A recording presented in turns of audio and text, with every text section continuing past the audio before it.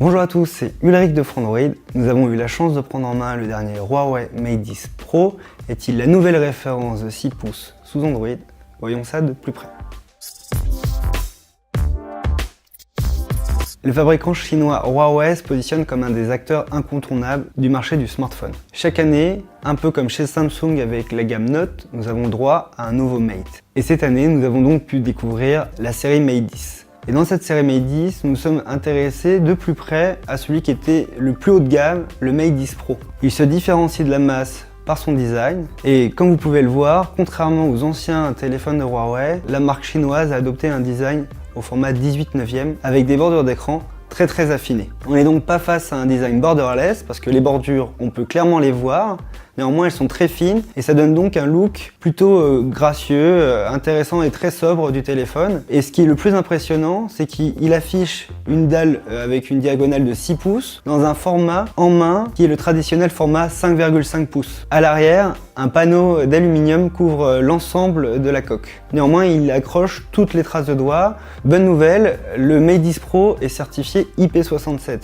Cela signifie que, comme chez Apple, LG ou Samsung, vous pouvez tremper ou même carrément plonger votre smartphone sous l'eau. Intéressons-nous à cet écran de 6 pouces. Il affiche une définition Full HD+, ce qu'on appelle également un Full HD Wide. C'est un écran Full HD qui est un peu plus long, d'où le format 18/9. En effet, Huawei a adopté une technologie OLED pour la première fois sur la série Mate, si je ne me trompe pas. Et contrairement au Mate 9, on a donc un téléphone qui affiche de meilleurs contrastes et des couleurs beaucoup plus riches. Il rejoint donc le club des smartphones OLED haut de gamme, comme chez LG, Samsung et Apple. Notez qu'il est également compatible HDR10, vous pourrez donc profiter d'un meilleur contraste et également de meilleures couleurs et une meilleure luminosité. Du côté de la photographie, c'est également un autre point fort chez Huawei. La marque chinoise affiche toujours le partenariat avec l'allemand Leica. Il affiche donc un double module caméra à l'arrière. On a d'un côté un capteur 12 mégapixels en couleur et de l'autre un capteur de 20 mégapixels en noir et blanc.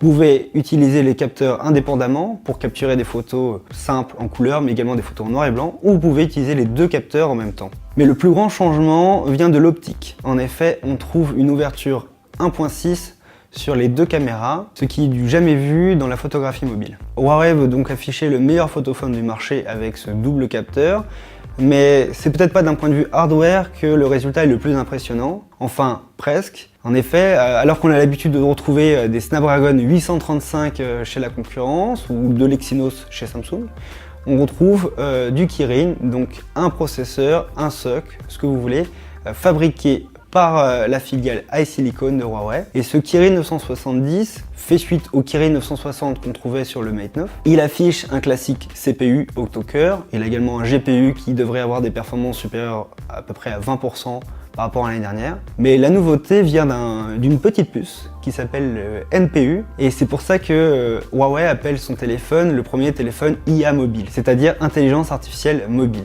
Et sur la partie photographie, cette puce est très importante. Huawei est parti du postulat que peu de gens utilisent le mode manuel sur les smartphones. Parce que ce mode manuel, il nécessite quand même un certain nombre de compétences pour pouvoir changer certains réglages comme la balance des blancs, la colorimétrie, l'ISO, etc. En réalité, Huawei propose peu de fonctions, dont cette fonction automatique intelligente qui va, en fonction du contexte et de l'environnement, modifier les réglages de la photo afin d'avoir toujours les meilleurs réglages, du coup, en fonction du contexte. Parlons de l'autonomie qui a toujours été un point fort de la gamme Mate. En effet, il intègre une batterie avec une capacité de 4000 mAh, difficile à dire, ce qui est au-dessus de ce qu'on peut habituellement trouver sur les smartphones. En plus de ça, il a une charge rapide qui permet de charger son téléphone de 0 à 58% en 30 minutes seulement. Enfin, c'est là où la puce NPU dont je parlais juste avant est importante, c'est-à-dire que l'appareil va mieux appréhender l'usage et le comportement que vous allez avoir avec votre smartphone. Et d'après certains responsables Huawei avec qui j'ai pu discuter, on peut s'attendre à une augmentation de l'autonomie après quelques jours d'utilisation. En effet, le téléphone va pouvoir mieux appréhender les applications que vous utilisez, mais aussi le moment où vous les utilisez. C'est-à-dire par exemple que si vous remarquez que comme moi, pendant votre trajet au travail tous les matins, vous regardez une série vous regardez une série Netflix stockée hors ligne sur votre téléphone et que la connexion n'est pas très bonne dans le métro, le téléphone va pouvoir à ce moment-là bloquer certaines tâches en arrière-plan et pendant ces 30 minutes là quotidiennes, le téléphone consommera moins. Huawei a également introduit des nouveautés du côté du logiciel. On retrouve en effet de base, et ça c'est une bonne nouvelle, Android 8.0 Oreo avec l'interface maison qui s'appelle eMotion 8. Mais une des fonctions logicielles apportées sur ce Mate 10 Pro qui est vraiment intéressante, elle s'appelle eMotion Desktop. eMotion Desktop, c'est une copie de Samsung DeX, peut-être même améliorée. Ce mode eMotion Desktop ou Samsung DeX consiste à brancher le téléphone à un écran, type moniteur ou télé, et vous transformez votre smartphone en PC. En conclusion, que peut-on dire de ce Mate 10 Pro? Comme vous avez vu, c'est une simple prise en main. En gros, j'ai passé quelques dizaines de minutes avec le téléphone. Il faut donc pas s'attendre à des conclusions finales concernant la photographie, les performances ou encore l'autonomie. Néanmoins, Huawei semble avoir fourni une copie quasi parfaite. Quand on le compare au prédécesseur, le Mate 9, il est résistant à l'eau. Il intègre cette fois-ci un écran OLED qui est bien mieux que l'IPS LCD, surtout sur le haut de gamme. Il n'est pas borderless, mais il affiche des bordures d'écran qui sont amincies, et vraiment très amincies. Très amincies. J'aurais jamais dû utiliser ce mot-là. Le Huawei Mate 10 Pro est donc a priori en lice pour être un des meilleurs smartphones de 2017. Il pourra peut-être même se différencier grâce à cette fameuse puce NPU, la puce dédiée à l'intelligence artificielle, dont on ne connaît aujourd'hui que trop peu de détails.